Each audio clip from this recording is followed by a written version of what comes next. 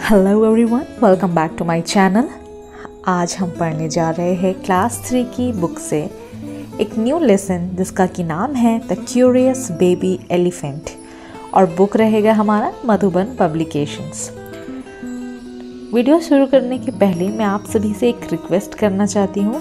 अगर आपका भी कोई रिक्वेस्टेड लेसन हो तो प्लीज़ उसका PDF मेरे इस ईमेल एड्रेस पे भेजें ताकि मैं वो वीडियो आप सभी के लिए अपलोड कर पाऊँ। तो चलिए बढ़ते हैं लेसन की तरफ। सबसे पहले इसके टाइटल को समझ लेते हैं, द क्यूरियस बेबी एलिफेंट। इस स्टोरी में एक एलिफेंट होता है जो कि बहुत ही ज़्यादा क्यूरियस होता है। क्यूरियस का मतलब होता है ईगर टू नो समथिंग, जिसको कि हमेशा कुछ ना कुछ जानने की एक इच्छा लगी रहती है कि मुझे कुछ ना कुछ अभी जानना है। हर चीज़ की जड़ तक उसे पहुंचना रहता था। तो ये उसी एलिफेंट की कहानी है, पर ये एलिफेंट अपनी क्यूरियोसिटी की वजह से किसी बहुत बड़ी मुसीबत में फंस जाता है।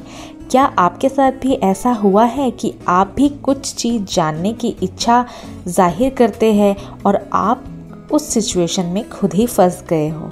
अगर ऐसा कुछ भी हुआ हो तो वो सिचुएशन मुझे कमेंट बॉक्स में लिख के बताएं। क्या आपको पता है एलिफेंट के ट्रंक में कितने मसल्स होते हैं?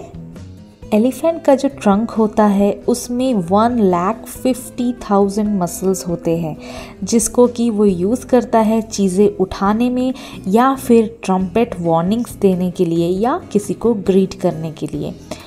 इस स्टोरी के ऑथर के बारे में भी थोड़ा सा जान लेते हैं। रुडयार्ड किपलिंग ने इस लेसन को लिखा है। रुडयार्ड किपलिंग जी का बर्थ हुआ है 1865 में और उनकी डेथ हो गई थी 1936 में। He was an English journalist. वो एक जर्नलिस्ट थे, मतलब वो एक पत्रकार थे।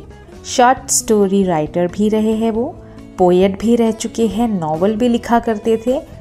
Who was born in Bombay, now Mumbai. इनका जन्म बॉम्बे में हुआ था, जिसको कि अब हम मुंबई के नाम से जानते हैं। Much of his work was inspired by his life in India। उनके कई सारे वर्क्स में उनका ही लाइफ झलकता था, जो कि इंडिया से इंस्पायर हुए थे वो।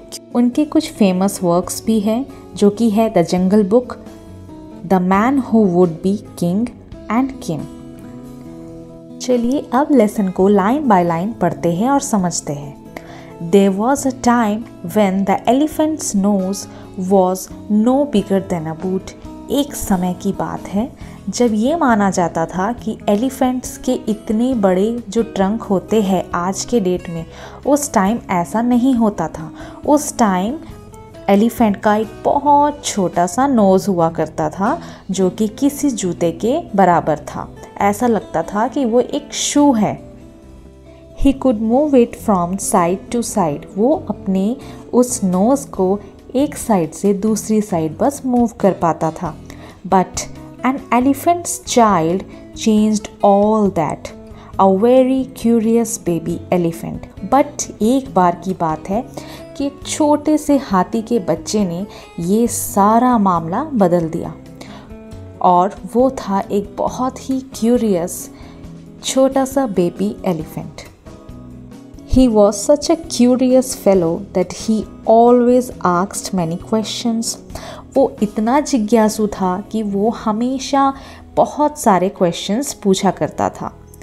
He would ask questions about anything that he saw। वो जो भी चीज़ें देखता था उसके बारे में एक क्वेश्चन पूछ लिया करता था। और heard और felt और smelled और touched।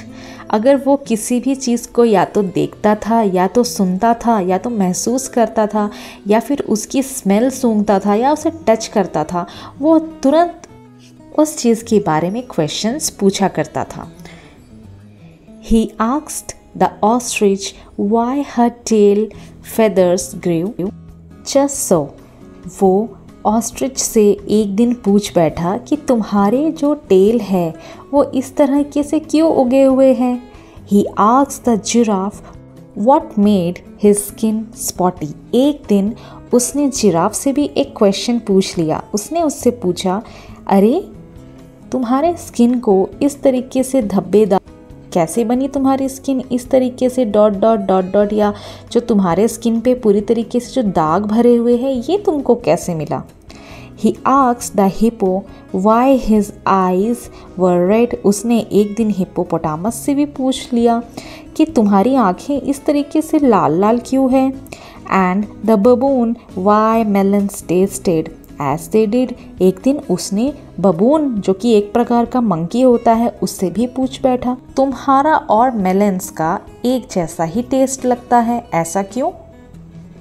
His parents and all his uncles and aunts would spank him when he would not stop asking questions. उसके पेरेंट्स, उसके मम्मा पापा, उसके अंकल आंटी सभी लोग उसके क्वेश्चन पूछने की आदत से बहुत परेशान थे। वो उसे स्पैंक किया करते थे, यानी धीरे से मारते थे, जब वो इतने सारे क्वेश्चंस पूछा करता था और रुकने का नाम ही नहीं लेता था। Next page. What does a crocodile have for dinner? He asked one day. Shh, said all the animals. एक दिन वो पूछ बैठा, क्रोकोडाइल्स आखिरकार रात के खाने में क्या खाते हैं?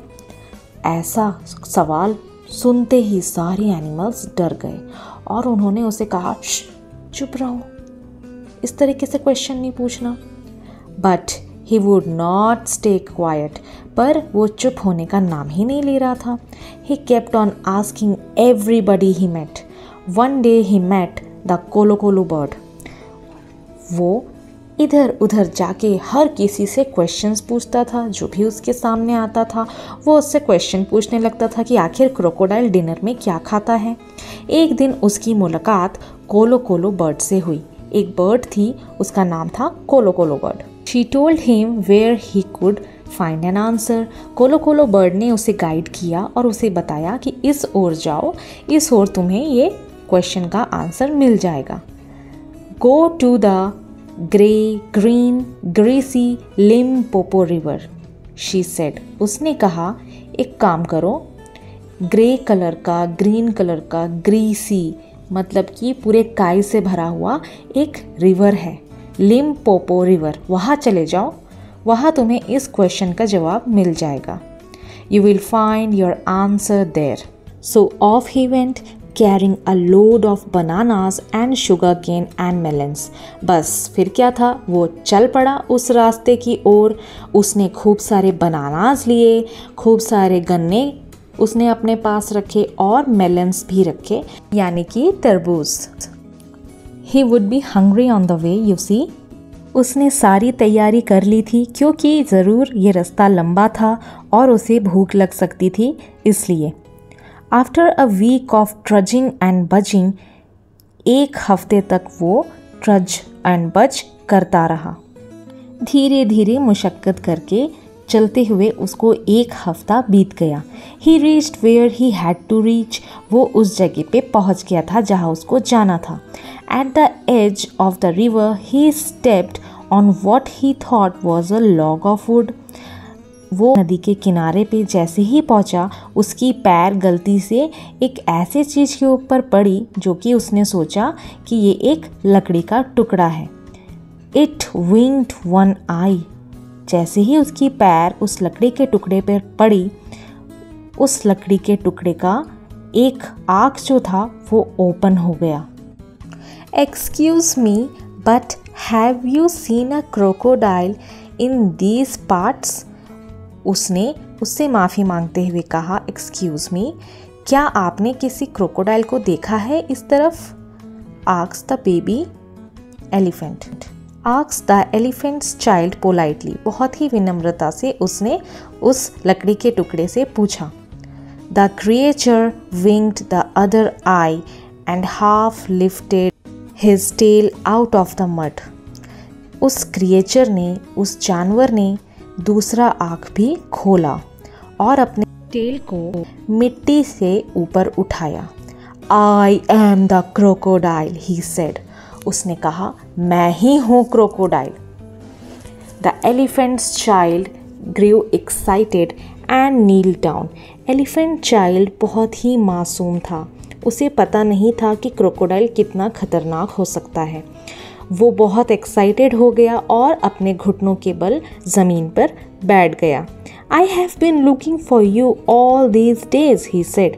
मैं तो आप ही को खोज रहा था क्रोकोडाइल, इतने दिनों से।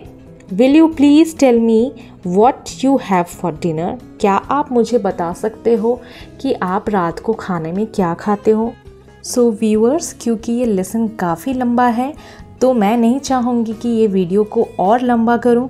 इसको मैं पार्ट 2 में लेकर फिर से हाजिर होंगी और वो लिंक मैं डिस्क्रिप्शन बॉक्स में डालूंगी और आई बटन में भी उस वीडियो की लिंक मैं पेस्ट कर दूंगी ताकि आप लोग इजीली उसे खोज पाए।